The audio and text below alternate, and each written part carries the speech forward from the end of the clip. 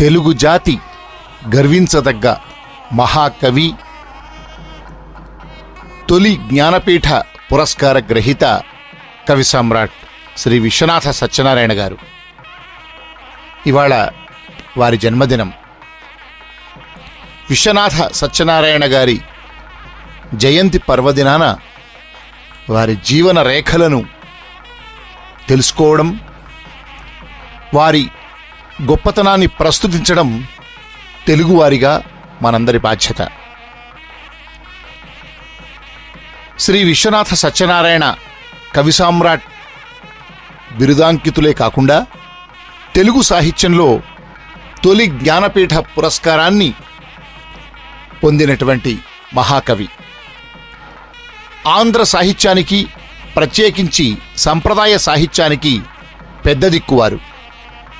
వారు చేపట్టిన సాహిత్య ప్రక్రియ లేదు.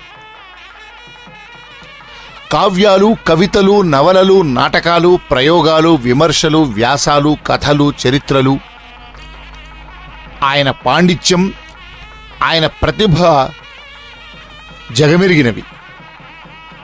వారు చేపట్టని సాహిత్య ప్రక్రియ అంటూ లేదు. వారు అనేక సందర్భాల్లో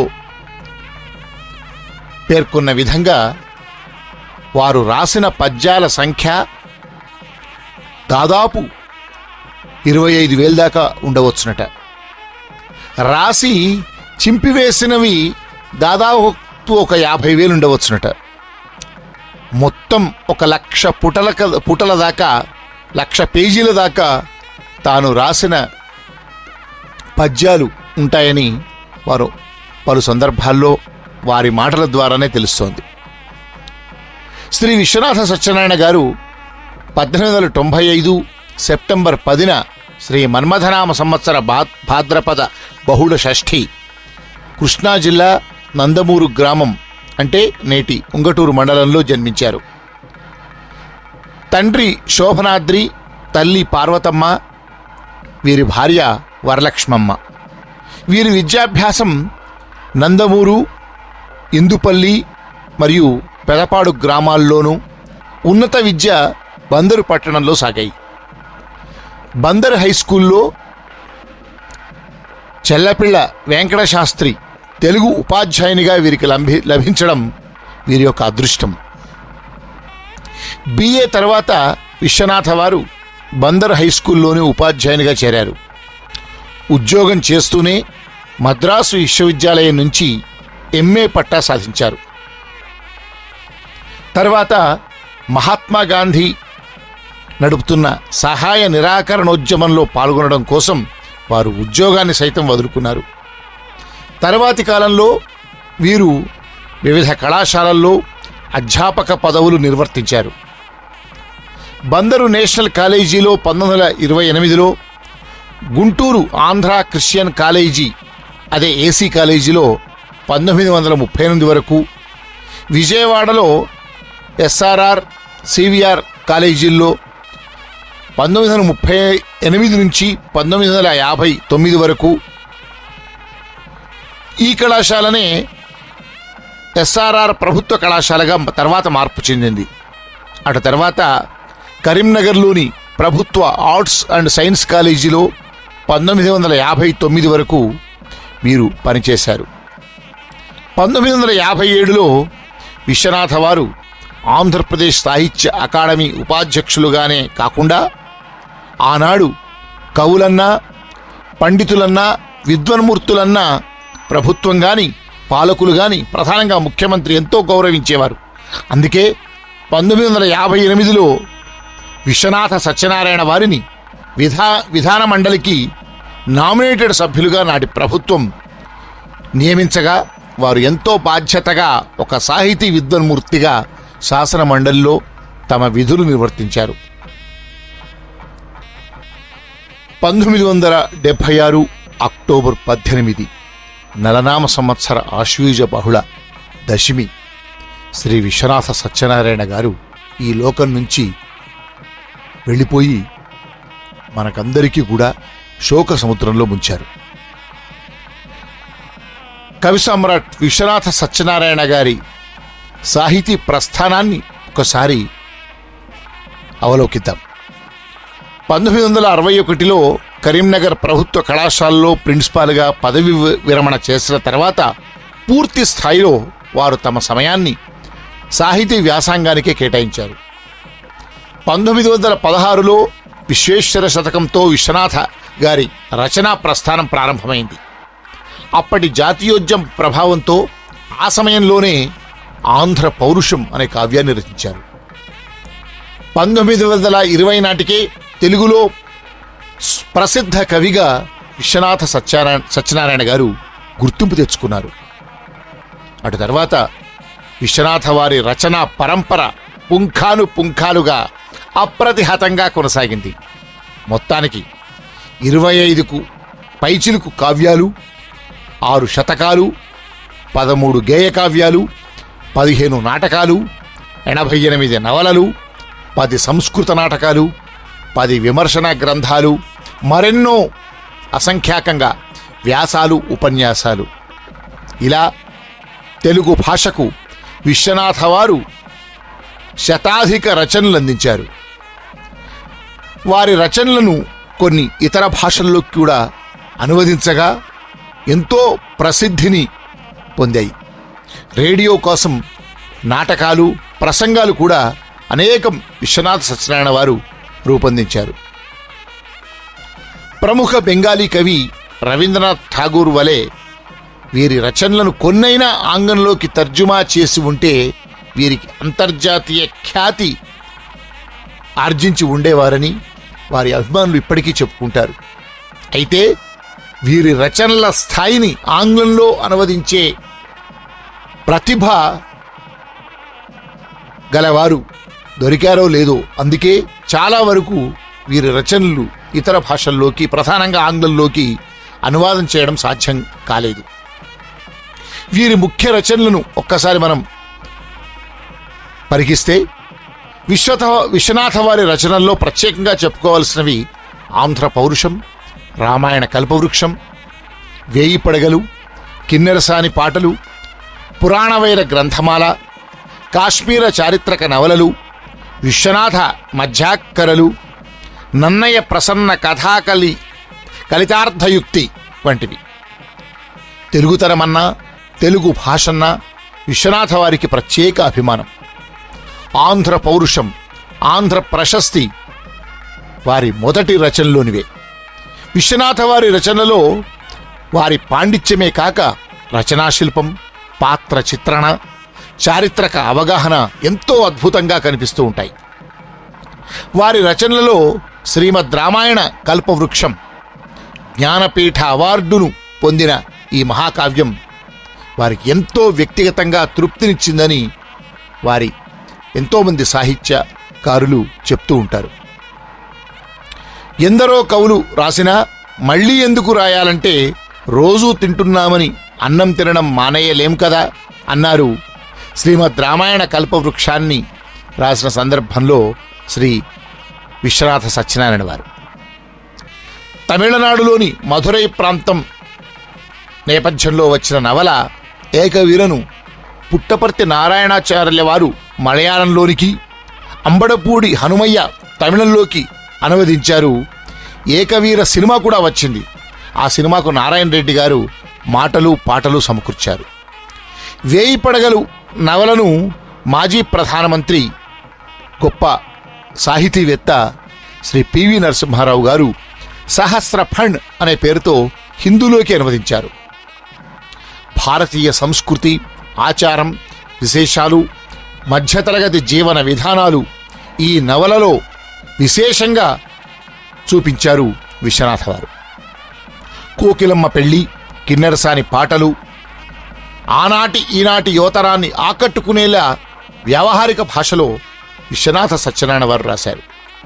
విశ్వనాథ వారి నవలలలో పురాణవైర గ్రంథమాల క్రింద వచ్చిన 12 నవలలు మహాభారతానంతర పూర్వయుగ భారతదేశ చరిత్రను మరో విధంగా చూపుతాయి. అయితే వీటిలో ప్రతి నవల ఉత్సుకతో నిండిన కథ, అనితరమైన ఆయన శైలి, విశేషమైన పాత్రలతో పాఠకులను విశేషంగా ఆకట్టుకుంటాయి. ఆంధ్రజాతి తన సాంప్రదాయాలకు అనుగుణంగా వారిని కవి సమ్రాట్ అనే బిరుదుతో సత్కరించడం తెలుగు భాషకే ఒక గౌరవ సత్కారంగా మనమంతా పేర్కొనవచ్చు. 1964లో ఆంధ్ర విశ్వవిద్యాలయం కళా ప్రపూర్ణతో విశ్వనాథ సత్యనారాయణ వారిని సన్మానించింది. 1942 సంక్రాంతికి వారికి గుడివాడలో గొప్పగా ఎందరో సాహితీ దిగ్గజాలు మహామహుల సమక్షంలో గజారోహణం సన్మానం చాలా అంగరంగ వైభవంగా జరిగింది. 1956లో వారి షష్ఠపూర్తి వేడుక సందర్భంగా గుడివాడలో ఈ అనేక ప్రముఖుల సమక్షంలో ఈ వేడుకలు చాలా వైభవంగా జరిగాయి. శ్రీ వెంకటేశ్వర విశ్వవిద్యాలయం వారు డిలిట్ పట్టాతో శ్రీ విశ్వనాథ సత్యనారాయణ వారిని సన్మానించారు. 1962లో విశ్వనాథ మధ్యాక్కరలు రచనకు కేంద్ర సాహిత్య అకాడమీ వారు బహుమతిని అందించారు. 1970లో నాటి ఉమ్మడి ఆంధ్రప్రదేశ్ ప్రభుత్వం వీరిని ఆస్థాన కవిగా గౌరవించింది. 1970లో భారత ప్రభుత్వం పద్మభూషణ్ పురస్కారంతో గౌరవించింది. జ్ఞానపీఠ అత్యున్నత పురస్కారమైన జ్ఞానపీఠ పురస్కారం పొందిన తొలి తెలుగు రచయితగా వీరు ప్రసిద్ధి పొందారు. 1971లో రామాయణ కల్పవృక్షం అనేటువంటి వీరి కావ్యానికి ఈ జ్ఞానపీఠ అత్యున్నత పురస్కారం వీరిని వరించింది. ఇంకా వీరి రచనల గురించి ఒక్కసారి మనం తెలుసుకుందాం. వేయి పడగలు, స్వర్గానికి నిచ్చెనలు, చెలియలికట్ట, ఏకవీర, తెరచిరాజు, మాబాబు, జేబు దొంగలు, వీరవల్లుడు, వల్లభమంత్రి, విష్ణుశర్మ ఇంగ్లీష్ చదువు, పులుల సత్యాగ్రహము, దేవతల యుద్ధము, పునర్జన్మ, పరీక్ష, నందిగ్రామ రాజ్యం, బాణావతి, అంతరాత్మ, గంగూలీ ప్రేమకథ,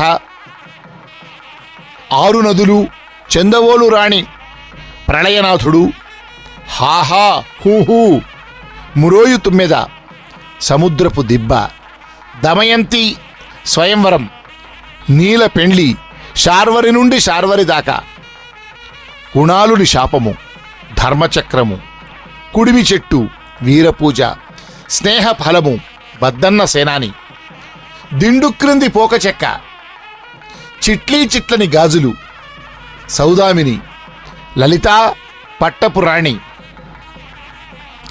దంతపు దువ్వెన, దూత మేఘము, కవలలు, యశోవతి పాతిపెట్టిన నాణెములు, సంజీవకరణి, మిహిరకులుడు, భ్రమరవాసిని, పురాణవైర గ్రంథమాల. ఇవి 12 నవలలు. భగవంతుని మీద పగ, నాస్తిక ధూమము, ధూమమరేఖ, నందోరాజా భవిష్యతి, చంద్రగుప్తుని స్వప్నము, అశ్వమేధము, అమృతవల్లి, పులిమృగ్గు, నాగసేనుడు, హేలీనా, వేదవతి, నివేదిత, నేపాళరాజ చరిత్ర. ఇవి కూడా 6 నవలుగా వచ్చాయి. దిండు క్రింది పోకచెక్క, చిట్లీ చిట్లని గాజులు, సౌదామిని, లలిత, పట్టపురాణి, దూతమేఘము తదితరాలు, కాశ్మీర రాజు చరిత్ర. ఇవన్నీ కూడా విశ్వనాథ సత్యనారాయణ వారికి ఎంతో కీర్తి తెచ్చిన, పాఠకుల నుంచి ఎంతో ప్రశంసలు పొందిన నవలలు. ఇక వీరి పద్యకావ్యాలు కూడా తెలుగు భాషలో అజరామరంగా ఉండేవి. ఎంతో కీర్తి ప్రతిష్టలను, వారి యొక్క గొప్పతనాన్ని ద్విగుణీత్రం చేసినటువంటి గొప్ప గొప్ప కావ్యాలు. అందులో ముఖ్యమైనవి శ్రీమద్ రామాయణ కల్పవృక్షం 6 కాండలు, ఆంధ్ర ప్రశస్తి, ఆంధ్ర పౌరుషము, విశ్వనాథ మధ్యాక్కరలు, ఋతు సంహారము, శ్రీ కుమారాభ్యుదయము, గిరికుమారుని ప్రేమ గీతాలు, గోపాలోదాహరణము, గోపికా గీతలు, భ్రమర గీతలు, ఝాన్సీ రాణి, ప్రద్యుమ్నోదయము, ఋతు చరిత్రము, మా స్వామి, వరలక్ష్మీ త్రిశతి, దేవీ త్రిశతి, ఇది సంస్కృత కావ్యం, విశ్వనాథ పంచశతి, వేణీభంగము, శశిదూతము, శృంగారవీధి శ్రీకృష్ణ సంగీతము, నారాముడు, శివార్పణము, ధర్మపత్ని, భ్రష్టయోగి ఇది ఖండకావ్యము, కేదారగౌడ ఇది కూడా ఖండకావ్యం, గోలోకవాసి, దమయంతి స్వయంవరం ఇవన్నీ వారి ప్రసిద్ధ కావ్యాలు. ఇక నాటకాలు కూడా ఎన్నో రాశారు వీరు. అందులో ప్రధానమైనవి సంస్కృతంలో వచ్చినవి అమృత శర్మిష్ఠం, గుప్త పాశుపతం ఇవి రెండు కూడా సంస్కృత కావ్యాలు. ఇకపోతే గుప్త పాశుపతం తెలుగులో కూడా వచ్చింది. మిగతా తెలుగు నాటకాలు అంతా నాటకమే. అనార్కలి, కావ్యవేద హరిశ్చంద్ర, తల్లి లేని పిల్ల, త్రిశూలము, నర్తనశాల, ప్రవాహం లోపల బయట, వేనరాజు, అశోకవనము, శివాజీ, రోషనార, ధన్య కైలాసము, నాటికల సంపుటి ఇందులో 16 నాటికలు ఉన్నాయి. అంతేకాకుండా గొప్ప సాహితీవేత్తగా విమర్శకులుగా కూడా విశ్వనాథ సత్యనారాయణ వారు ప్రసిద్ధిగాంచారు. ఎన్నో విమర్శన గ్రంథాలు కూడా వీరి కలం నుంచి చాలువారాయి. అందులో ముఖ్యమైనవి అల్లసాని వారి అల్లిక జిగిబిగి, ఒకనాడు నాచన సోమన్న, కావ్య పరిమళము, కావ్యానందము, నన్నయ్య గారి ప్రసన్న కథ, కలితార్థయుక్తి, విశ్వనాథ సాహిత్యోపన్యాసములు, శాకుంతలము యొక్క అభిజ్ఞానత, సాహిత్య సురభి నీతి గీత, సీతాయాశ్చరితం మహత్తు, కల్పవృక్ష రహస్యములు, సాహితీ మీమాంస ఇవన్నీ వారి ప్రసిద్ధ విమర్శన గ్రంథాలు. ఇంకా వారి ఇతర రచనలు గనక మనం ఒకసారి పరికిస్తే కిన్నెరసాని పాటలు, కోకిలమ్మ పెండ్లి, పాముపాట, చిన్న కథలు, ఆత్మకథ, విశ్వనాథ శారద ఇది 3 భాగాలు, యతిగీతము ఇవన్నీ కూడా వారి ఇతర రచనలు. ఇంకా వారు ప్రచురణకు నోచుకొని వారు రాసిన వందలాది కావ్యాలు కూడా, వందలాది రచనలు కూడా ఉన్నాయని వారి కుటుంబ సభ్యుల ద్వారా తెలుస్తుంది. ఇలా తెలుగు జాతి గర్వించదగ్గ, ఆచంద్ర తారార్కం స్మరించదగ్గ మహాకవి, కవి సామ్రాట్, తొలి జ్ఞానపీఠ పురస్కార గ్రహీత శ్రీ విశ్వనాథ సత్యనారాయణ గారు వారి జయంత్యుత్సవం సందర్భంగా దర్శనం సభక్తికంగా వారికి నివాళులర్పిస్తూ ఉంది.